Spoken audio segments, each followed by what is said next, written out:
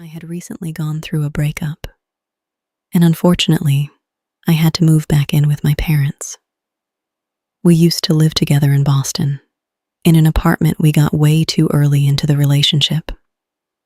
Quick advice: never sign a lease with someone you barely know, because sometimes they're not who you think they are. My parents live in a rural part of Massachusetts. Quiet, isolated, boring, especially for someone in their 20s. I planned to stay there temporarily, just until I could afford a place of my own. I even got my old job back at an urgent care facility nearby. The only downside: overnight shifts. They were easy, but draining. They mess with your sleep, your mind, and your sense of reality. One morning, I got off work at around 4 a.m. Nothing unusual. I grabbed some food from a place that had just opened, planning to eat at home. On the way back, I stopped at a gas station. It was one of the only places open at that hour. The parking lot was massive, but completely empty. At least, it was. Until another car pulled in, a blue sedan. A man stepped out. At first, I didn't think much of it. But then, he walked toward me. "Hey," he said, "wanna see a funny trick?"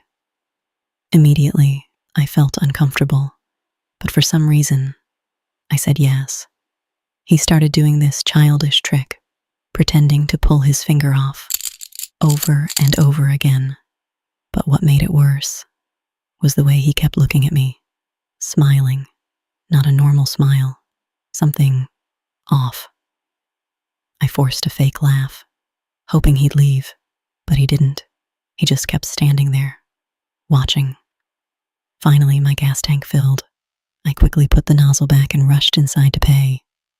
When I came back out, the man was gone, but his car was still there, and the gas pump was still running.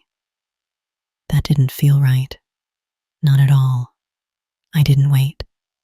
I got into my car immediately, locked the doors, and drove home. 5 minutes later, I was back. Everything seemed normal. I grabbed the spare key from outside, unlocked the door, and went in. Like always. I locked the door behind me and went straight to the kitchen to eat, trying to stay quiet, so I wouldn't wake my parents. Then, I heard it, the front door, unlocking, slowly, then opening and closing. I froze. "Mom, Dad," I called out. No response, no footsteps, nothing. My heart started racing. I ran upstairs to my parents' room and burst in. They were both asleep. That's when I knew. Someone else was inside the house. My dad rushed downstairs.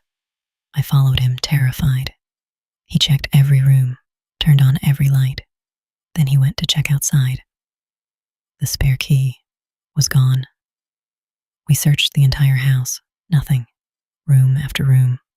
Clear. Until I went to the dining area. Something didn't feel right. I slowly got down on my knees and looked under the table. And that's when my entire body froze. It was him, the man from the gas station, hiding right there inside our house. I screamed. My mom screamed. My dad rushed in. The man crawled out and attacked him. My dad tried to fight back, but he was older. We jumped in. All of us. Hitting, pushing, trying anything to stop him. And finally, he ran straight out the front door. We called the police immediately.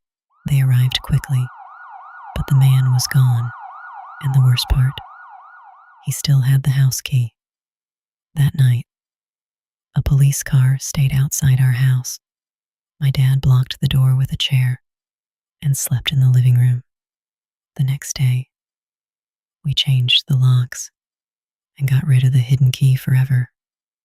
But one thing still bothers me. I never saw any car behind me on the way home, which means he followed me with his headlights off. And if I hadn't checked under that table, he might have stayed there, watching, waiting for the right moment.